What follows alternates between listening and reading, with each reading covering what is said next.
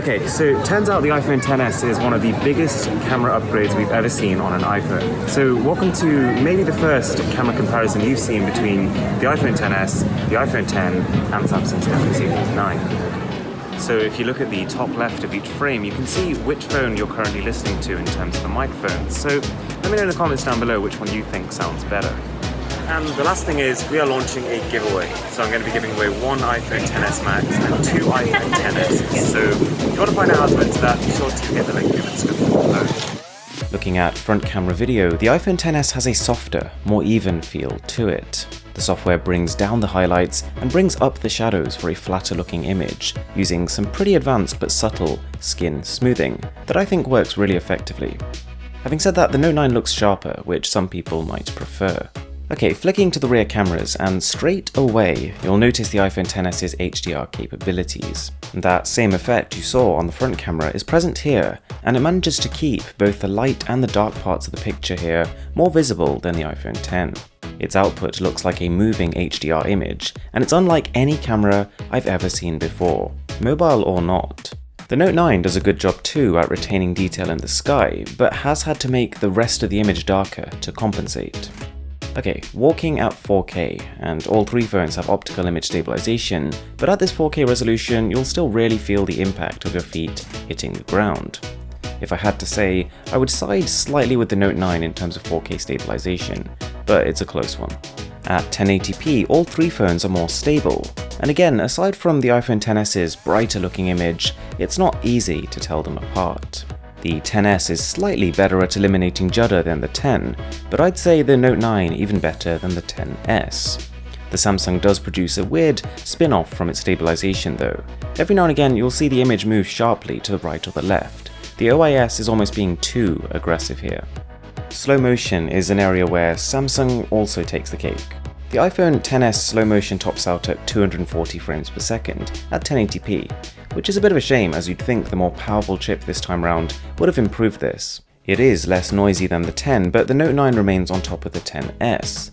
Also, Samsung's phone has the option for bursts of super slow motion video at 960 frames per second, which no iPhone does. The first thing you'll notice in low light video is that the iPhone X struggles. Looking at the ceiling, it has by far the most noise, and it's also softer than the other two phones.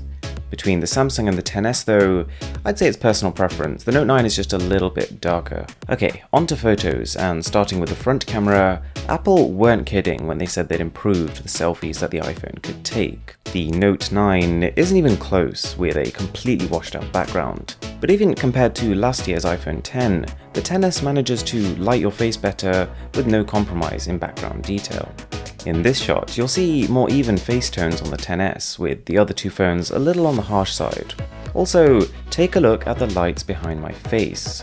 On the XS photo, you can see the filament inside the bulbs as a separate object to the glass on the outside, whereas on the other two smartphones, you're really just seeing a glowing bulb. This is a huge improvement. As the light starts to fade, the iPhone X seems to be the worst. The bright background is completely destroyed, and if we zoom in, grain levels are high on my shirt.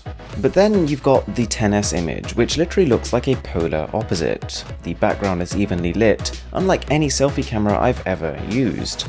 But the trade-off seems to be a longer shutter time, which has resulted in a softer, less sharp end result than both other devices.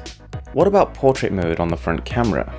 Well, one thing to note is that the iPhone X had serious problems in broad daylight. I kept getting an error message saying that the image is too bright. When it did work, all three are decent, but at the same time, none of these photos would be mistaken for ones taken from a dual camera. Looking at my hair, while detection is a little better on the XS and the Note 9, no phone could separate it from what was behind. Alright, so now on to rear camera photos, for most people the most important aspect of this test. iPhone XS images are instantly recognizable for their even lighting and high saturation. The iPhone X and the Note 9 have noticeably darker shadows and just darker looking images generally. This in itself is not a bad thing, but both lose much more detail in lighter parts of the image. You might have also noticed that Samsung's phone applies this kind of artificial sharpness to photos, which means images have a crispier look, whereas Apple has opted for the slightly less enhanced images. Safe to say though that all three phones have awesome HDR capability. Even with the sun directly in the shot, you can see foregrounds don't just become silhouettes like they might do on other phones, and in fact still remain well lit. Portrait mode shows massive improvements with the XS. Samsung's live focus has always generally blown out skies and brighter areas, and while the iPhone X seems a little better, especially on the face where the Note 9 has lost detail too, the iPhone XS is a different ballgame. There are pretty much zero spots of overexposure, and you might remember that Apple was quite keen to stress that with the iPhone XS, you can now synthetically adjust the level of background blur. It's a cool feature, and the software implementation is great, but right now it doesn't work as well as I'd like. The background can indeed become super blurred out, giving you massive depth of field, but so can my shirt, and this particular photo is not an isolated example. You can see on the XS when the aperture is opened up, my face looks sharp and the background blur is very powerful, but again, almost all detail is lost in my shirt. It can work well, but this variable depth effect tends to isolate the face from the rest of the image, as opposed to isolating your face and body from the rest of the background. All three phones also support 2x optical zoom using their secondary cameras. Now, low light is an obvious area of strength for the Note 9, a phone with a variable aperture, which can open up to f1.5. And yep, as you expect, it's a long way ahead of the iPhone X. In super low light, the iPhone X has trouble focusing, and the XS is leagues ahead. In fact, this room you're seeing here was so dim I could barely see, but this new iPhone's photo is dark but still sharp.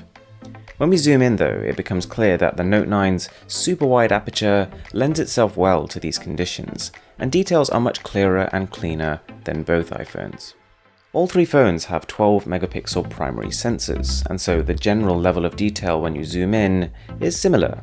The iPhone X's darker shadows do make some details harder to discern, and generally its noise levels are a little higher too, which gives the edge to the Note 9 and the XS.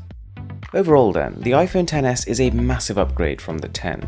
In terms of audio, dynamic range, selfies and more, the software and hardware difference is quite possibly the largest jump in iPhone history. The XS isn't perfect, it has a hard time with keeping your body in focus when changing the blur. Selfies can look a little soft in low light, and 4K video stabilization does leave room for improvement. But on balance, I would say this is easily one of the most powerful, reliable camera systems I've ever used. Thanks a lot for watching, my name is Aaron, this is Mr. Who's the Boss, and I'll catch you guys next time.